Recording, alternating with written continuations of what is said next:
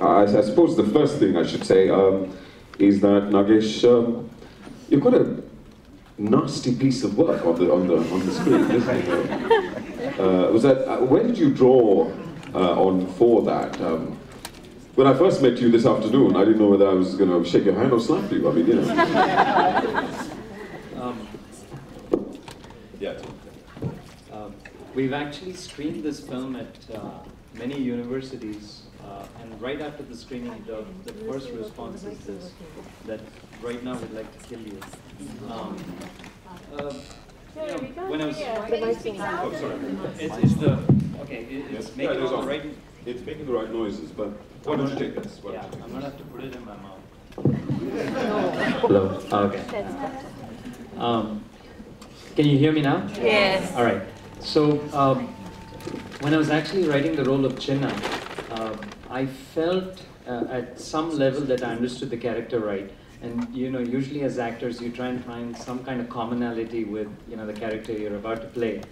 I promise you, I've never done anything close to pimping in my life.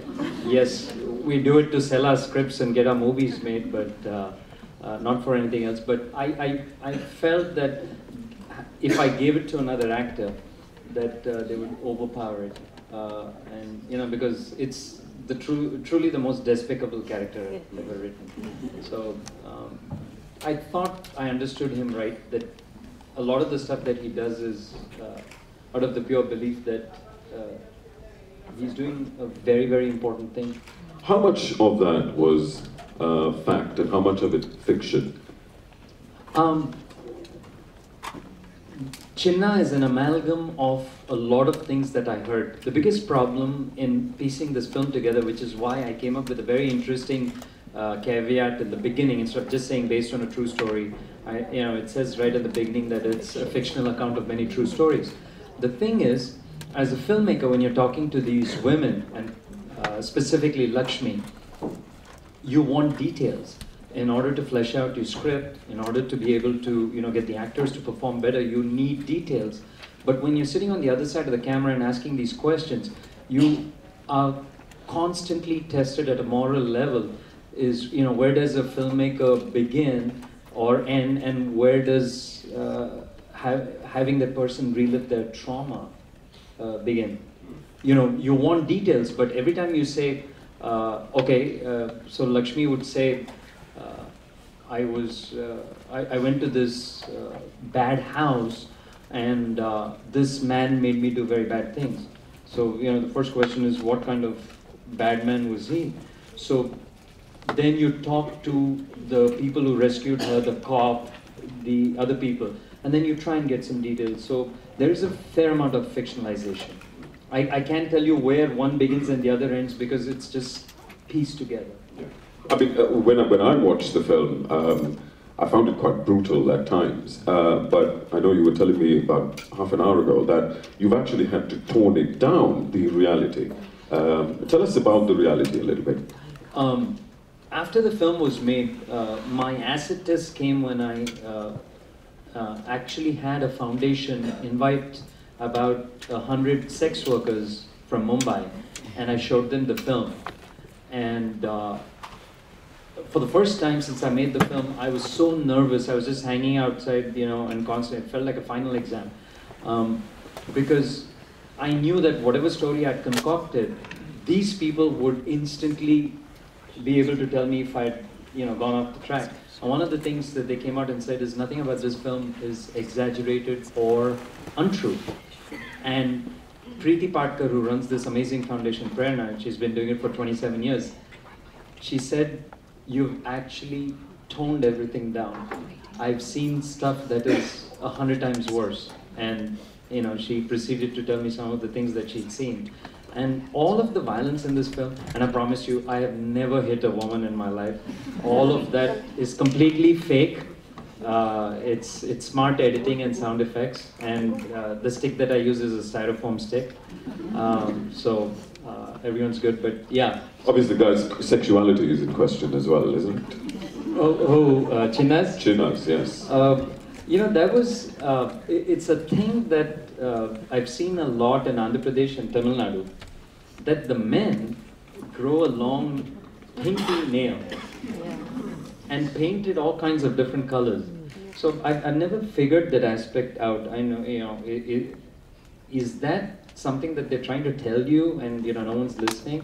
So I said that'd be a nice little touch. I'm not sure the original Chinna had that. So I said, for a guy who's bragging all the time about being a gift to women, what if he's there? So I kept that open, yeah. I suppose for those of us who are unaware, give us or can you give us kind of a picture of how bad the situation is? All kinds of numbers are being thrown about child sex trafficking, child trafficking, kidnapping, etc. What is the reality on the ground? What are the numbers that we're looking at? The numbers are beyond horrific. There's this amazing guy called Bhuvan Ribu who runs an NGO called Bachpan Bachao Andolan, and he gets the most up-to-date numbers. So when you look at our internet ad for Laxmi, it says 40 to 50,000 children are abducted, and the first thing was he called me and said, "Where do you get these, stupid numbers? Because they're all wrong." Seriously, we pulled it off the net, and he said, So we came up with 40 to 50,000 every year and stuff like that. He said it's somewhere in the 500,000 range, and no, nothing gets reported. In India, that's the biggest problem. Even the numbers that he's trying to cull are just based on information that he's getting from different people and police reports and stuff like that. And his numbers are as close to reality as you get. So, to be honest, nobody really knows. No one knows. And what about Laxmi herself? I know you said before the screening that meeting her and making this film changed your life. How did it change your life? And tell us about Laxmi, what she's doing, how she's doing. I think when you see the film, you'll fall into one of two categories. Someone who's really moved, or someone who's repulsed, or maybe there's a third category: moved and repulsed. But the movies, it's not going to be one of those films that you just watch and say, "Hi," and go back home and eat a kulfi or something. So it was the same thing when I was listening to these women. You keep hearing these stories and you go, what level of inhumanity are we talking about? So when we are dismissive about trafficking, and more so about child trafficking, I don't think we can afford to do that anymore. Because what was shown in the film, and this is what I was trying to tell people, that one of the things that happened when we were showing the film around is, people said, "Can you not tone it down to make it more accessible?" And I think herein lies the problem. Everyone hears about child prostitution, numbers are thrown and we grimace and we move on. I wanted the camera to go with Laxmi as she went into these places. Of course, I wasn't going to make it any more explicit than this. And this is nothing. I've been to these places. They are so incredibly filthy. They're so incredibly inhuman. I mean, prison cells are 5-star hotels as compared to the bulk of these brothels. So when you see stuff like that, and obviously it compelled me enough to make a film, you're never again going to be the same. I mean, it's the kind of scarring that you'll have for a very long time. Having said that, the plus side of this is I saw Laxmi a few months ago, and she now works at the same rescue shelter home. She works for the rescue shelter home. She takes care of all the new girls who come in, and she's an extremely happy, intelligent, I guess now she's a woman, not a child anymore. And I think that place is treating her a little too well, because I told her she put on a lot of weight. So, okay, she's doing quite well, but the scale of the problem, and obviously the film refers to this, the scale of the problem is such that it wouldn't exist without the collusion of the authorities, of the families, etc. It wouldn't be at this scale, would it? Absolutely. In India, there are sayings in many different states that nothing ever happens without the knowledge of a policeman or a politician. And you know, that's where the problem is. The nexus goes all the way to the top. What a lot of NGOs are trying to do now is twofold. One is they're trying to understand why the men are supporting it. That's one. So to try and change the man's attitude, thereby hopefully cut off the demand. And the second thing, the bigger problem, I don't know if I'm preempting something that you were going to ask me, is the fact that after these girls are rescued, more than 50% of them go back into prostitution. So if you talk to these social workers, they tell you that, you know, they go through all this effort, set up these elaborate sting operations, pay people off, get these girls out. A couple of months later, they're back. What was, for instance, Monali's and all of the girls who filmed? What was their reaction when they told these stories? You know, for the most part, when you're making a film, you break it down into little pieces. You don't see the whole work from a macro distance. It's all little pieces. Okay, today we're going to do this scene, we're going to do that scene. But different for a man as compared to a woman, we'd be shooting this stuff, and at some point suddenly the actors would break down. I don't mean a filmy breakdown, but you'd see complete closure, and then they'd say, we need a little time. And with Monali, she was phenomenal. We shot this movie at such a maniacal pace because we had very little, actually no money. We shot it in 22 days. So we were just running everywhere. So people didn't have time to breathe. But for example, the scene where Laxmi keeps washing herself, suddenly Monali just freaked. I mean, it's a strong word, but you know, it touched a raw nerve. So we'd have to, you know, then give space. So, you know, things like that would happen, but there were very few and far in between. Mostly they were extremely professional. A last question before I open up to the audience. You said you shot on a shoestring budget, you know, and yet this is the kind of film that needs as wide an audience as humanly possible.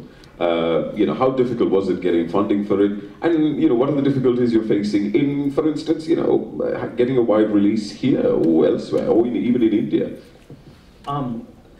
Obviously, when I went through and I say obviously because I'm sure a lot of you watch Bollywood films, and I'm referring to the mainstream commercial ones, that when I was trying to raise funding through those kind of sources, they were asking me to tone it down. They were offering fairly inane suggestions about who should play Laxmi, and you know, things like that. So eventually I had to step away. And so the way the funding came is when I finally said, I'm going to make it with my own money. And I managed to get 2 more funders, so we split the pool sort of 3 ways. So when I put my money in is when the money came and the movie got made. So being a chemical engineer, I mean, you know... it's very lucrative. It's very lucrative. It's very inane suggestions for Laxmi. Can you reveal 1 or 2? I mean, clearly not.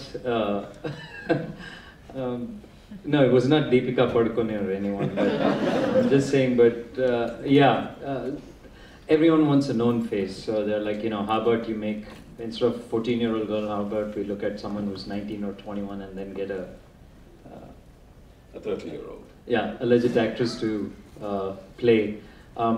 Interesting point about the casting. Originally, when I set out to make the film, I cast a 14-year-old girl from Hyderabad to play the lead. And the more I interacted with her, you know, I started facing some kind of a moral dilemma here. On the one hand, I wanted to tell the story of a girl who was forced into prostitution. And to tell that story, I was actually subjecting a girl, a child, to a really ugly side of life that I had no business doing, just in order to tell my story. I mean, I became so uncomfortable, it felt completely irresponsible as a filmmaker, so I stopped the film at that point, and I said, I'll only make it if I find someone who's at least over 21, but who can look 14.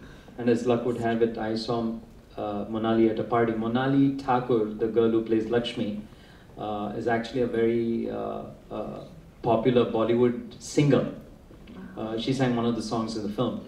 And I don't know if Monali wants me to tell you her real age, but I'm sure Vicky already got that, but Monali is 26. Wow. Yeah, I knew that. So, but later she told me that when I saw her at the party, I made her really uncomfortable because I kept staring at her, and I was pretending like she couldn't see me because I had my cap pulled real low, and I opened with the classic line that every sleazeball filmmaker does: "Hey, do you want to be in my film?" Sleazeball filmmaker. Look, obviously, Nagesh has a lot more to say, but he's going to be appearing on Newsnight with Paxman, I hope, later on this week, and also across the BBC. But once again, Nagesh Kukunoor.